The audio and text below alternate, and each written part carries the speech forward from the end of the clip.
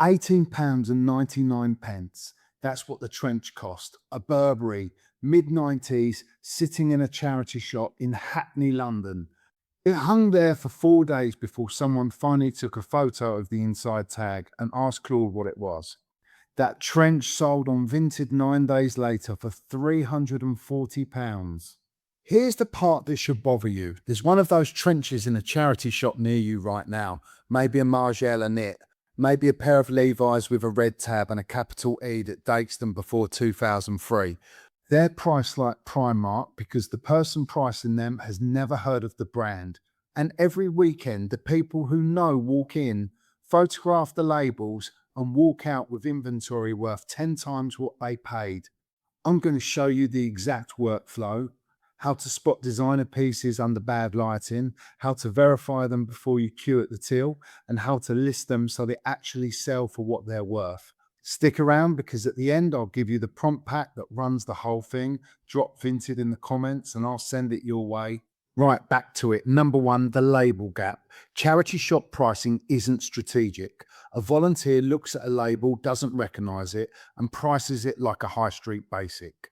That's the entire arbitrage. The thing is, you don't recognize the labels either. Claude does. Snap a photo of the inside label, upload it, and run this prompt. Identify this clothing label. Tell me the brand, the era it was made, and whether the label design matches authentic production from that period. Number two, the silhouette raid.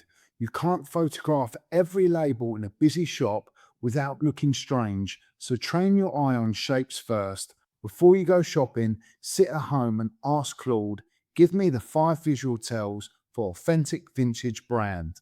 Focus on silhouette, hardware, stitching, and tag design. Show me what differs between the authentic version and common fakes. You're building a mental cheat sheet before you've left the house. Number 3, verification before the till. This is where most people lose money. They get excited, buy a Margiela, get home, discover it's a high street copy, and the £8 is gone. Before you join the queue, take 3 photos, the label, the stitching, the hardware, upload all 3 to Claude to score the likelihood if it's a genuine from 1 to 10. Anything below a 7 goes back on the rail. This is the bit that changes the maths, because once you're verifying before you buy, your hit rate jumps from 1 in 10 to 7 in 10. That's the difference between a hobby and an income.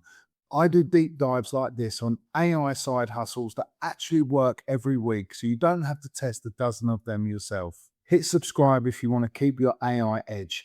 Number 4, the listing that triples the price. Most resellers list a Burberry trench as Burberry trench size 10. That's leaving hundreds on the table.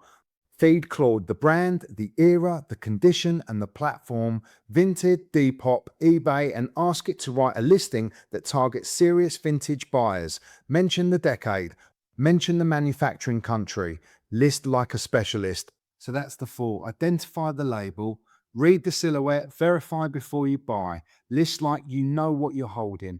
The arbitrage isn't in finding rare pieces, it's in being the only person in the shop who knows what they're looking at. Pick one charity shop near you this week, 40 minutes, photograph anything that looks remotely vintage and run it through Claude before you spend a penny. You'll walk out empty-handed and a bit smarter, or you'll walk out with your first flip. See you on the next video. Tapping, what's good? We in the feed for the real ones. Same face, new clip. Fresh take, clean run. Tom's AI insights. Think smarter, build faster.